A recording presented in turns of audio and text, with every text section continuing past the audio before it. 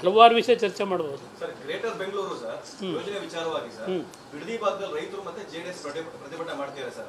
But ಅಲ್ಲಿನ minister DK. Shivakumar ಮತ್ತೆ ಅಲ್ಲಿ ಸ್ಥಳೀಯ ಶಾಸಕರು ಬಾಲಕೃಷ್ಣ ಅವರು ಸರ್ ತಮ್ಮ ವಿರುದ್ಧ ಬಟ್ ಮಾಡಿ ತೋರಿಸ್ತಾರೆ ಸರ್. ತಮ್ಮ ಕನಸಿನ ಯೋಜನೆ ಅನ್ನುವಂಥದ್ದು ಸರ್. ಹೌದು, ಅದು ನನ್ನ ಕನಸಿನ ಯೋಜನೆ.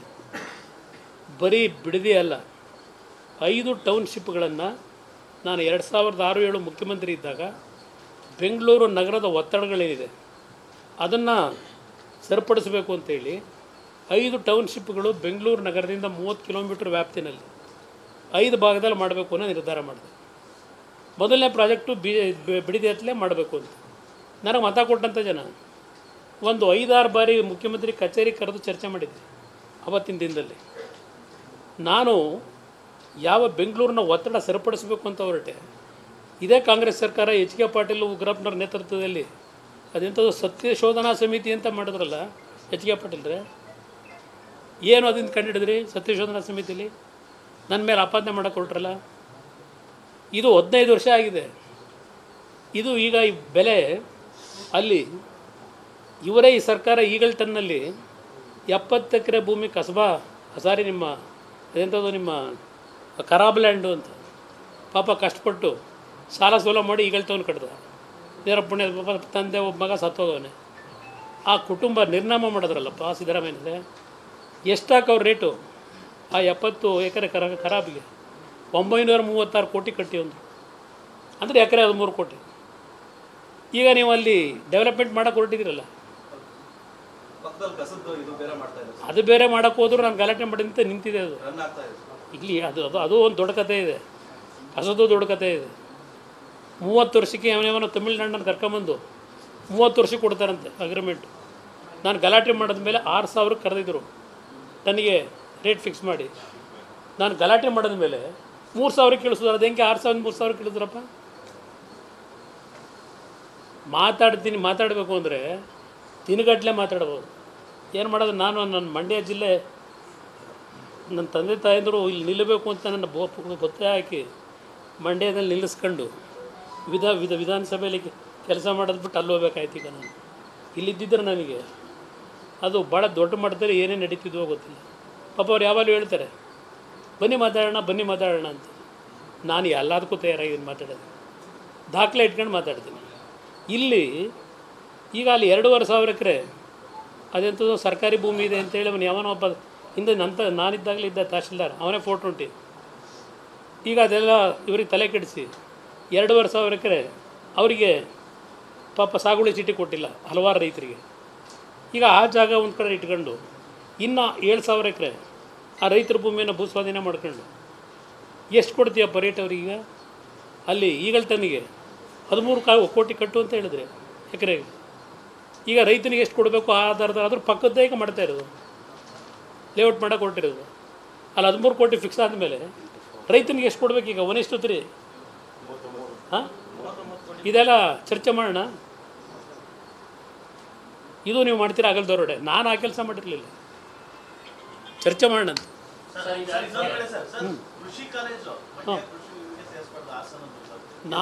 ನೋಡಿ ನಾನು ಎಂದೂ ಸಹ ಕೃಷಿ ಕಾಲೇಜನ್ನು ಮಂಡ್ಯಗೆ ಕೊಡಬಾರ್ದು ಅಂತ ಎಲ್ಲೂ ಹೇಳಿಲ್ಲ ಈ ಕ್ಷಣದವರೆಗೆ.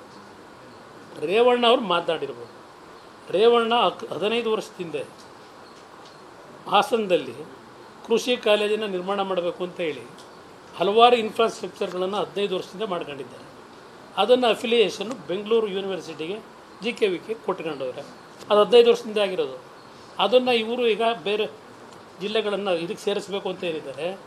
ಒಂದು ಕಡೆ ಸ್ಟಾರ್ಟಿಂಗ್ನಲ್ಲಿ ವೀರಾವೇಶದಲ್ಲಿ ಮಾಡಿ ಆಮೇಲೆ ದುಡ್ಡು ಕೊಡದೆ ಇವತ್ತು ಯಾವ್ಯಾವ ವಿಶ್ವವಿದ್ಯಾನಿಲಯಗಳು ಎಲ್ಲಿಗೆ ಬಂದು ನಿಂತವೆ?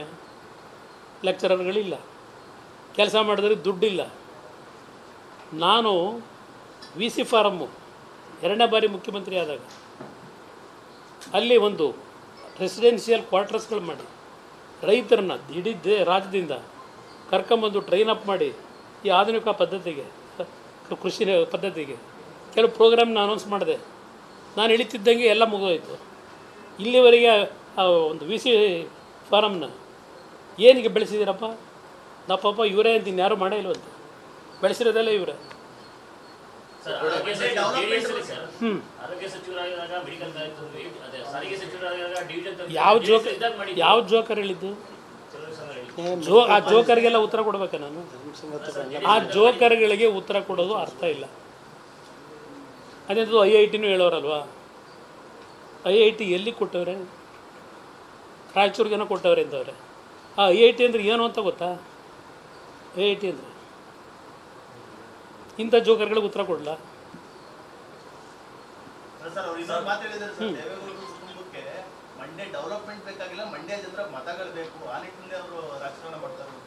ಈಗ ಮಂಡ್ಯ ಜಿಲ್ಲೆ ಡೆವಲಪ್ಮೆಂಟ್ ಆಗಬೇಕು ಅಂತಲೇ 2004ರಲ್ಲಿ 6 ತಿಂಗಳು ಮಂತ್ರಿ ಮಾಡಲಿಲ್ಲ ನನ್ನ ಅಂಥೇಳಿ ನಾನು 3 ಗಂಟೆ ಆದರೂ ಮನೆಗೆ ಹೋಗಿ ಬಿಡದೆ ಮಂತ್ರಿ ಆದ್ರಲ್ಲ. ಯಾರಿಂದ ಆದರು? ಪಾಪ ನನ್ನ ಮುಖ್ಯಮಂತ್ರಿ ಮಾಡಿದ್ರು. ಪಾಪ ಅವರು ಮಂತ್ರಿ ಆಗಬೇಕಾದ್ರೆ ಏನೇನಾಯ್ತು ಸ್ವಲ್ಪ ನೆನಕಳಪ್ಪ. 6 ತಿಂಗಳು ನಾನು ನಿದ್ದೆಗೆಡಿಸಿ ಇವತ್ತಿಂಥ ಆರೋಗ್ಯ ಇಟ್ಕೊಂಡಿರೋದು ಅಂತರ ಸವಾಸ ಮಾಡಿ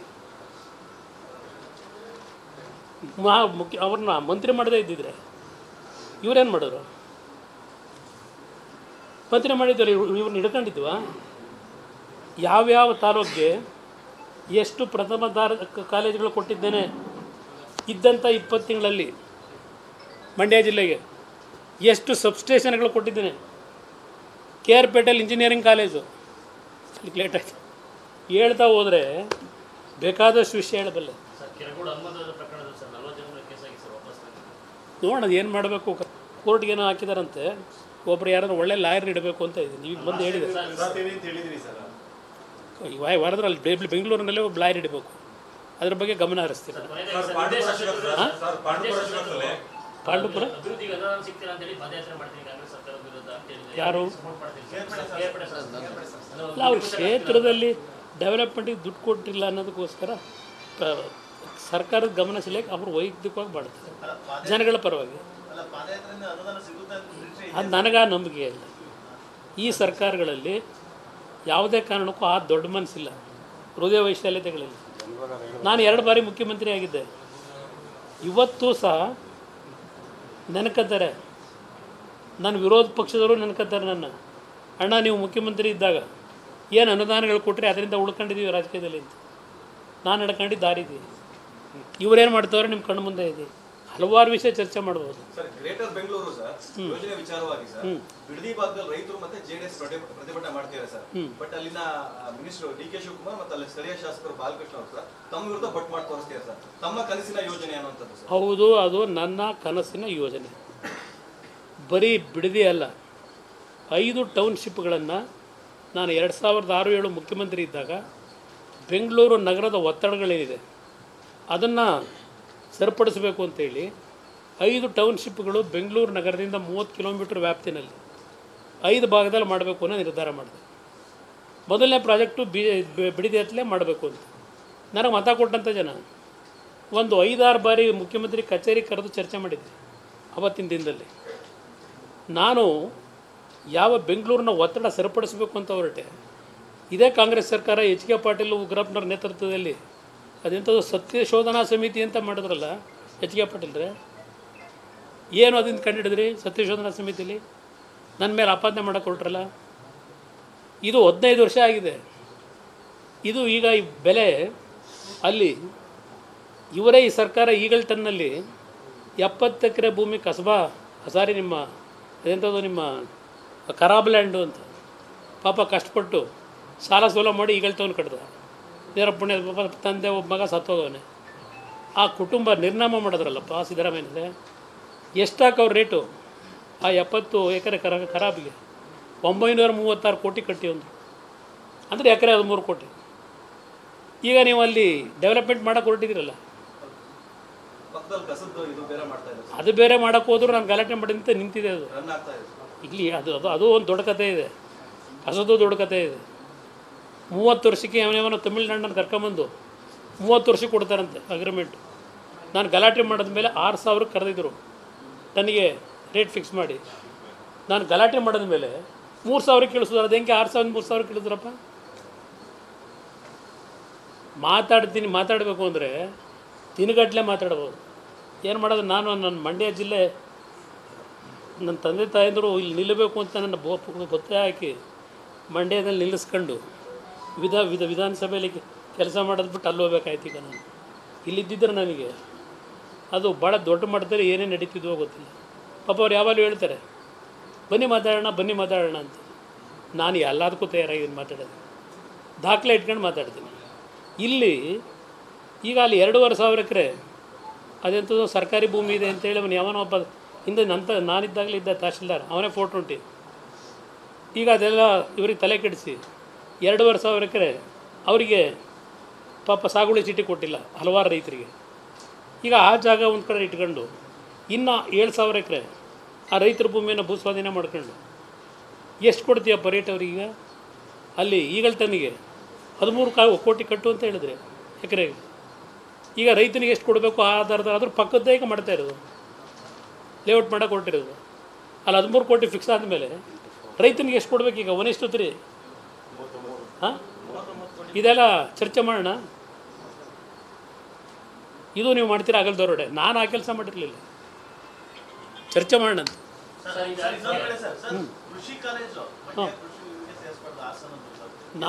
ನೋಡಿ ನಾನು ಎಂದೂ ಸಹ ಕೃಷಿ ಕಾಲೇಜನ್ನು ಮಂಡ್ಯಗೆ ಕೊಡಬಾರ್ದು ಅಂತ ಎಲ್ಲೂ ಹೇಳಿಲ್ಲ. ಈ ಕ್ಷಣದವರೆಗೆ ರೇವಣ್ಣ ಅವ್ರು ಮಾತನಾಡಿರ್ಬೋದು. ರೇವಣ್ಣ 15 ವರ್ಷದಿಂದ ಹಾಸನದಲ್ಲಿ ಕೃಷಿ ಕಾಲೇಜನ್ನು ನಿರ್ಮಾಣ ಮಾಡಬೇಕು ಅಂತ ಹೇಳಿ ಹಲವಾರು ಇನ್ಫ್ರಾಸ್ಟ್ರಕ್ಚರ್ಗಳನ್ನು 15 ವರ್ಷದಿಂದ ಮಾಡ್ಕೊಂಡಿದ್ದಾರೆ. ಅದನ್ನು ಅಫಿಲಿಯೇಷನ್ನು ಬೆಂಗಳೂರು ಯೂನಿವರ್ಸಿಟಿಗೆ JKV ಕೊಟ್ಕೊಂಡವ್ರೆ. ಅದು 15 ವರ್ಷದಿಂದ ಆಗಿರೋದು. ಅದನ್ನು ಇವರು ಈಗ ಬೇರೆ ಜಿಲ್ಲೆಗಳನ್ನು ಇದಕ್ಕೆ ಸೇರಿಸಬೇಕು ಅಂತ ಏನಿದ್ದಾರೆ.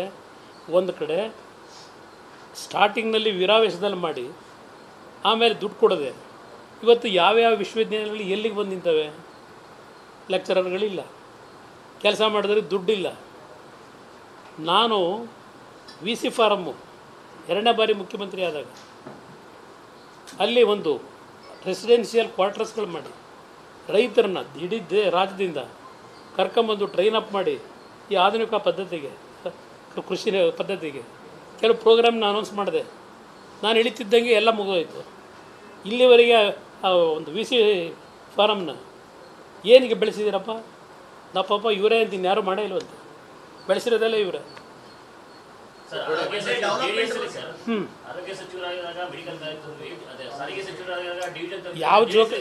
ಯಾವ ಜೋಕರ್ ಹೇಳಿದ್ದು?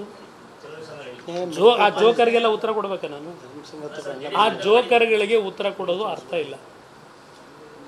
ಅದೇಂಥದ್ದು IITನೂ ಹೇಳೋರಲ್ವಾ? IIT ಎಲ್ಲಿ ಕೊಟ್ಟವ್ರೆ? ರಾಯಚೂರಿಗೇನೋ ಕೊಟ್ಟವ್ರೆ ಅಂತವ್ರೆ. ಆ IIT ಅಂದರೆ ಏನು ಅಂತ ಗೊತ್ತಾ? IIT ಅಂದರೆ ಇಂಥ ಜೋಕರ್ಗಳಿಗೆ ಉತ್ತರ ಕೊಡಲ್ಲ.